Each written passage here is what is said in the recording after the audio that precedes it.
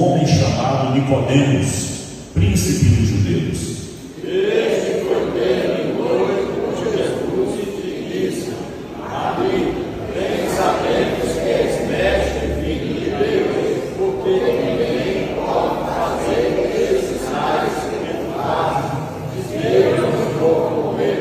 Jesus respondendo, ele disse-lhe: na verdade te digo que aquele que não nascer de novo não pode ver o reino de Deus. Estando nós ainda mortos em nossas ofensas, nos vivificou juntamente com Cristo, pela graça sois salvos. Ainda mortos, o Senhor nos vivificou. Não fui eu, foi Ele nos vivificou. O homem está morto em delitos e pecados.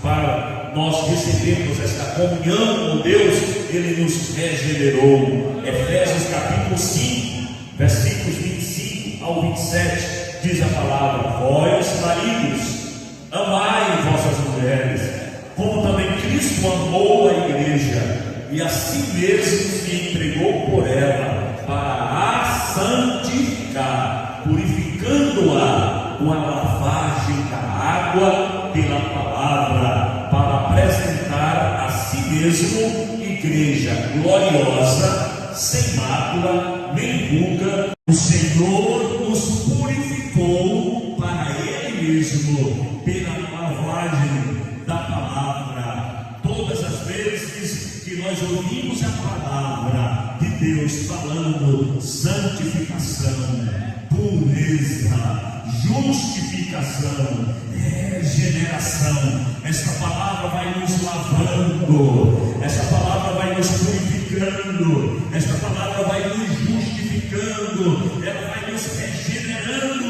porque diz aqui o texto sagrado: fomos, recebemos esta lavagem pela palavra. Para que, queridos irmãos? Para ser apresentada a Ele mesmo uma igreja gloriosa. A igreja de Cristo é gloriosa. Dá para dizer amém? A igreja de Cristo é gloriosa.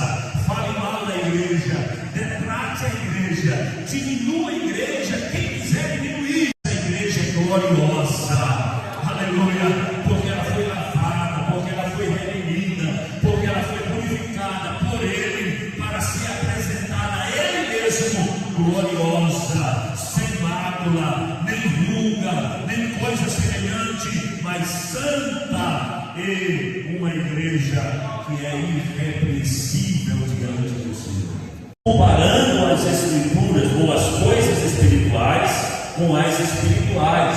Ora, o homem natural não compreende as coisas do Espírito de Deus, porque lhe parecem loucura e não pode entendê-las, porque elas se discernem espiritualmente.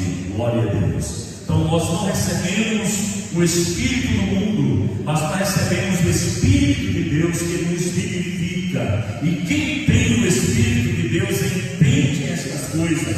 Quem não tem o Espírito de Deus não consegue entender estas coisas, porque o texto sagrado diz que isto é loucura para ele, é algo incompreensível para ele. Não dá para entender como um homem que viveu uma vida de pecado agora é santo, mas quem recebeu a regeneração consegue entender isso e glorificar o nome do Senhor. Mas Deus anunciou a solução: olha para a serpente de metal e todos serão salvos. Lá no episódio do deserto, Deus mandou que construísse uma serpente de bronze, depois chamada de Neustão, e todos que eram picados pelas serpentes ardentes, ao olhar para aquela serpente de bronze, ficaram curados.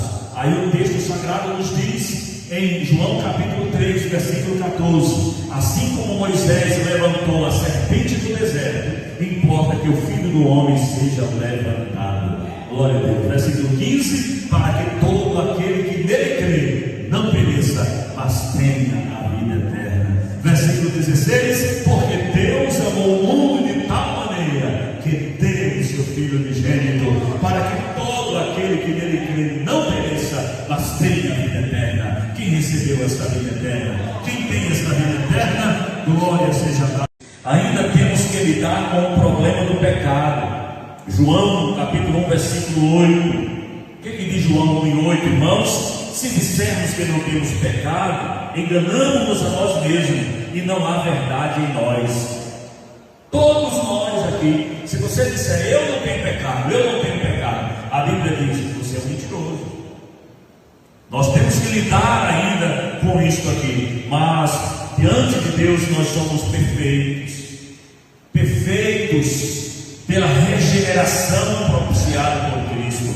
Mas a regeneração coloca em nosso coração uma disposição nova para fazer o que agrada a Deus, para a santidade, de modo que não mais vivemos ao pecado, não mais sirvamos ao pecado, mas agora nós somos servos de Cristo.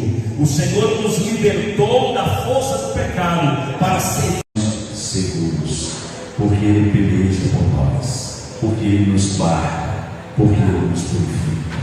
Glória seja dada ao nome dEle por isso. Ainda que haja algum pecado em você, isso que o texto está dizendo, mas você não vive na prática do pecado.